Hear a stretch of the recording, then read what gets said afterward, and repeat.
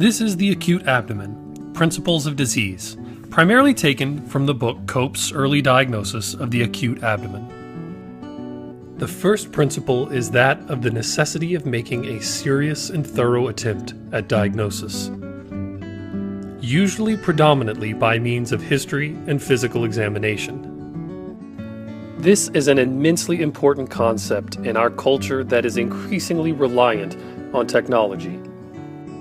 Ultrasounds, CT scans, and the vast array of laboratory tests available to us will not compensate for a poor or incomplete history and physical examination.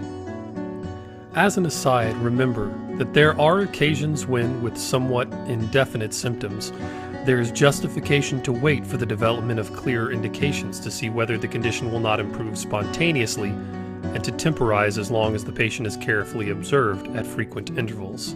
From the emergency department, this is otherwise known as the 12 to 24-hour recheck. This raises another important point, that constant abdominal pain for longer than 6 hours in a previously well patient is highly suspicious for an acute surgical problem. The second principle in diagnosis of the acute abdomen is the knowledge of anatomy. Of primary importance is to remember where in the abdomen each organ is located. Secondarily, although not by much, is to remember their relationship to each other. For instance, the pancreas is a retroperitoneal organ that sits next to the stomach, the duodenum, the spleen, the liver, and the aorta, and therefore can present with signs and symptoms similar to pathologies in each of these.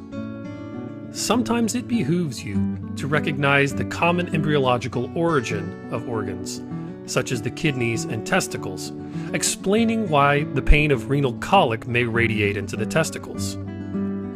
Similarly, it may be useful to recall which organs share common innervation, such as the testicles and the appendix, which share the 10th dorsal segment. The notion of referred pain is also worth bearing in mind. Probably the most commonly spoken of is the association between shoulder pain and irritation of the phrenic nerve from conditions such as a ruptured gastric ulcer, but also conditions such as acute pancreatitis, a ruptured spleen, or even in some cases of appendicitis with associated peritonitis and subsequently irritation of the diaphragm. The back is another common source of information about intra-abdominal conditions, such as the costovertebral angle tenderness associated with biliary colic, particularly when on the right, as well as acute pancreatitis or renal colic, and the lumbosacral midline pain of uterine and rectal pain.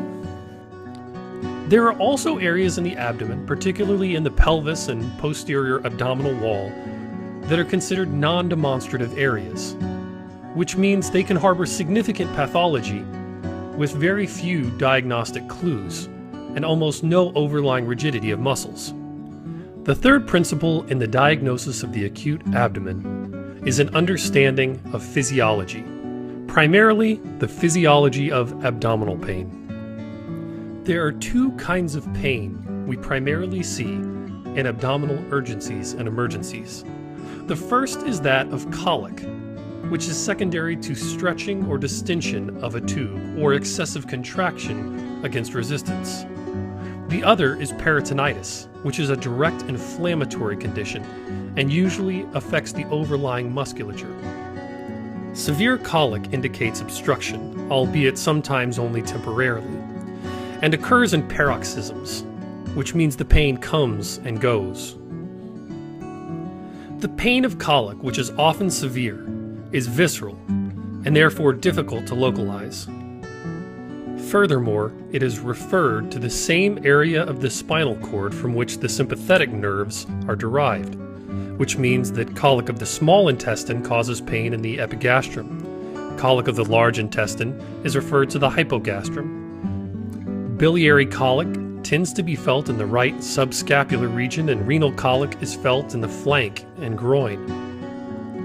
The pain of colic tends to cause severe restlessness, and as Cope put it, if a patient gets paroxysms of pain that are accompanied by the most violent restlessness of agony, the chances are that the condition is some form of obstruction and not peritonitis. In peritonitis, movement generally increases the pain, and patients often lie very, very still. So this concludes the general principles of the diagnosis of the acute abdomen. In subsequent episodes, we will review specific intra-abdominal urgencies and emergencies. Thanks for listening, and until next time.